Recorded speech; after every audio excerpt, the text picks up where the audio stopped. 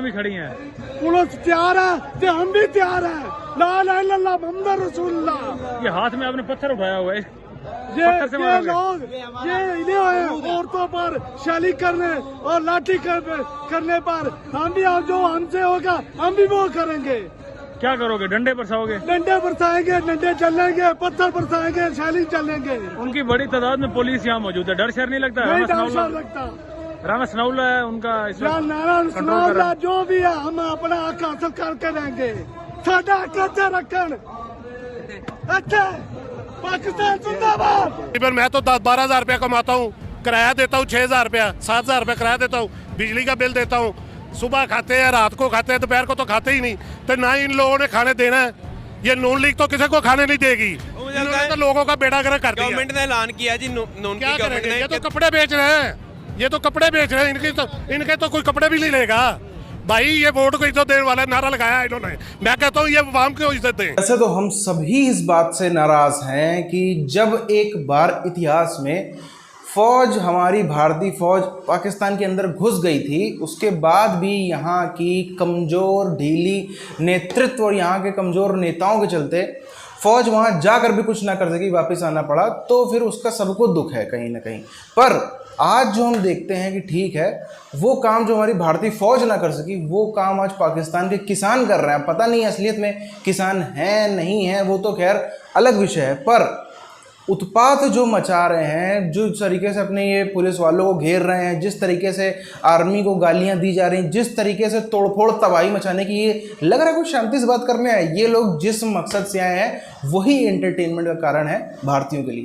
ये पाकिस्तान में जो किसान हैं ये सारे मुसलमान हैं, जो ईवानों में बैठे वो भी मुसलमान हैं। तो खुदारा जो ये MNA हजरात है जो किसानों के पास जब वोट लेने आते हैं तो इनके बड़े दिलासे दिलाते हैं।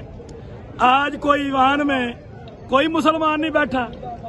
मैं मौलाना फजल रहमान साहब से अर्ज करता हूँ कि आपने कुरान किसानों के खिलाफ अभी बस ऑपरेशन की तैयारी हो रही है। ये FC के ताज़ा दम दस्ते फौरन जो है, जैसे मैं ट्वीट कर चुका हूँ, करके देखो कि अल्लाह ताला फरमाता है कि खराबी है उन नमाजियों के लिए, खराबी है उन नमाजियों के लिए जो भूखों को खाना नहीं खिलाते और दूसरों को तरगीब नहीं देते।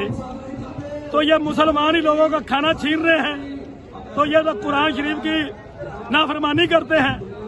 और खुदारा कोई मुसलमान ईमान में बैठा है जो ईमान वाला है, घर में स्कूल की फीसें नहीं है, स्कूल जाने के लिए वर्दी किताबें नहीं है, ये क्यों जुल्म कर रहे हैं? ऐसा बात करेंगे, मैं खुद और दोस्तों को हम ऐसा मैं अमल करूंगा कि कुरान शरीफ लेकर इनके सामने पेश हो जाऊंगा। तो मैं कहूंगा ये अल्लाह का कुरान है, इसके मुताबिक फैसला कर दो।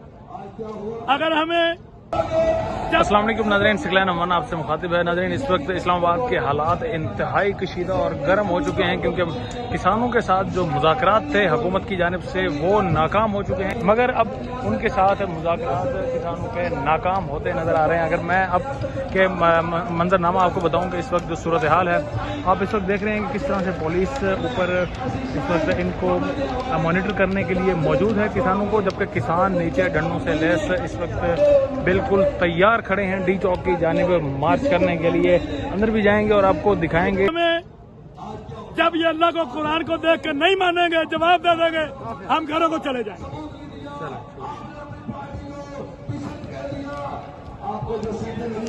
इस वक्त किसान तैयार हैं, हर किसी के हाथ में तकरीबन डंडा दिखाई दे रहा है, जबकि कुछ ही देर पहले तमाम किसान जितने भी जो जहां थे वो यहाँ पर इकट्ठे दोबारा से हो चुके हैं क्योंकि अब उनका यही अगला टारगेट है कि वो अब डी चौक की जानिब जाएंगे।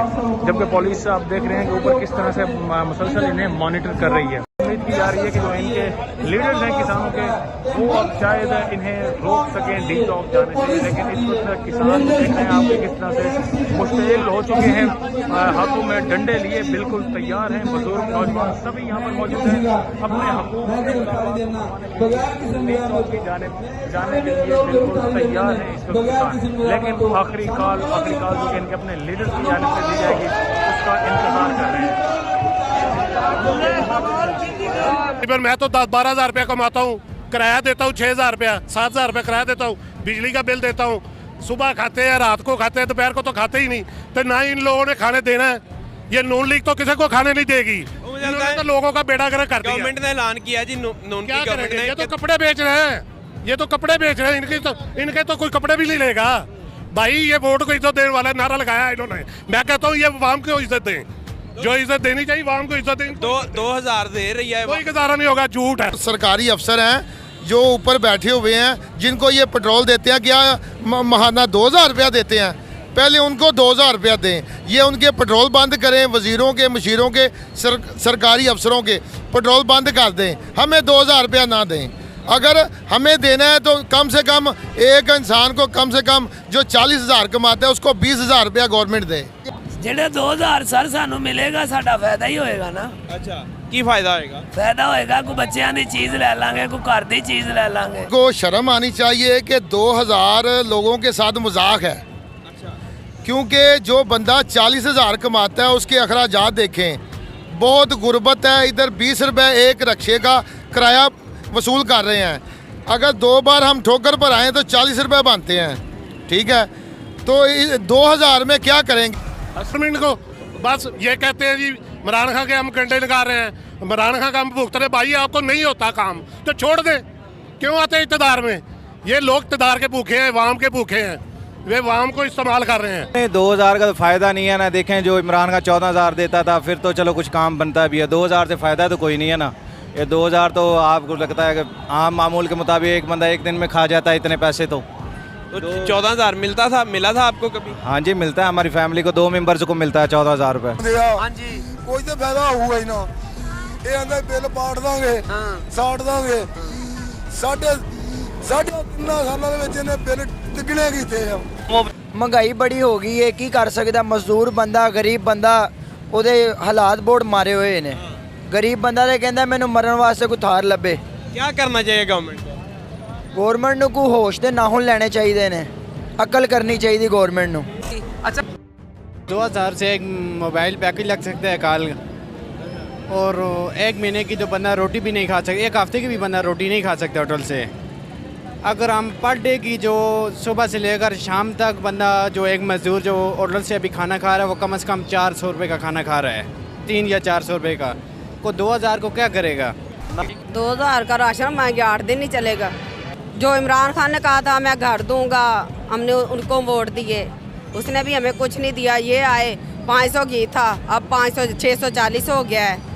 तो ये हुकूमत हमें क्या दे रही है? हमें कुछ भी नहीं दे रही, हमारा ही खा रही है, हम कमाते हैं ये खा रही है। तरीके के हम देख रहे हैं किसान आंदोलन पाकिस्तान का बढ़ता ही चला जा रहा है। बाकायदा इस्लामाबाद को 2-2, 3-3 बार अलग अलग उसमें घेराबंदी करी गई थी, 2-2, 3-3, 4-4 घेरे बनाए गए थे, जहाँ पे एक के ऊपर एक करके कंटेनर रखे गए कि भाई जो है ये घुस ना पाए, ये फौज, ये जो भीड़ है किसानों की, ये ना घुसने पाए। पर उस भीड़ ने इतनी बड़ी संख्या में वो भीड़ आई कि उसके आगे सब मटिया मेट हो गया, सब कंटेनर गिरा डाले गए, साइड कर दिए गए, कुछ तोड़ तोड़ के जो वहाँ पे रेलिंग्स लगी थी, जो इन्होंने बैरिकेड लगाए थे, जो नुकीले तार सब थे, सबको काट कूट के भीड़ अंदर घुस आई। और पिछले 3 दिनों से इस्लामाबाद के अंदर ही डेरा डाला हुआ, सब पूरा राशन, खाना, पानी व्यवस्था, महीनों की व्यवस्था है। जैसे हमने भारत में की थी ना, वैसा ही कुछ है यहाँ पे भी, महीनों की व्यवस्था है पूरी, कि आप जाएंगे नहीं। और शक्लें देखो आप इनकी, जज्बा देखो आप इनको, क्या ये लग रहा है कि ये आए हैं कोई शांति की बात करने? कतई नहीं, और होनी भी नहीं चाहिए।